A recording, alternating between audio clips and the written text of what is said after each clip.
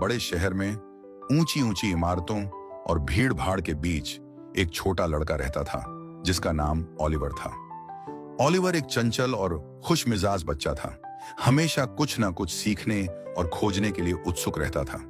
लेकिन जैसे जैसे क्रिसमस का समय नजदीक आ रहा था, उसके दिल में एक अकेलापन छा गया।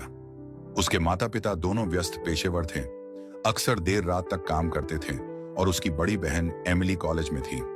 एक शाम जब ओलिवर खिड़की से बाहर देख रहा था, उसकी नजर पास के पार्क में एक खूबसूरती से सजाए गए क्रिसमस ट्री पर पड़ी। पेड़ टिमटिमाती रोशनी और रंगीन सजावट से सजा हुआ था और ऐसा लग रहा था कि यह गर्मजोशी और खुशी का संचार कर रहा है। ओलिवर के दिल में क्रिसमस के जादू को अनुभव करने की, प्रियजनों की गर्मजोशी और उपहार देने और प्राप्त करने के उत्साह को महसूस करने की तीव्र इच्छा जागी। क्रिसमस सीजन का अधिकतम लाभ उठाने के लिए दृढ़ संकल्पित होकर ओलिवर ने अपने दोस्तों के लिए एक क्रिसमस पार्टी आयोजित करने का फैसला किया। उसने अपने सभी सहपाठियों को आमंत्रित किया और उसके आश्चर्य के लिए उन्होंने सभी ने स्वीकार कर लिया। पार्टी के दिन ओलिवर के अपार्टमेंट में हंसी की आवाज और स्वादिष्ट भोजन की सुगंध से भर गया। उसके दोस्त घर के बने कुकीज और कैंडी लाए और उन्होंने सभी ने कहानियां और चुटकुले साझा किए। जैसे जैसे पार्टी समाप्त होने लगी, ओलिवर ने एक संतोष और खुशी का अनुभव किया जो उसे पहले कभी नहीं हुआ था।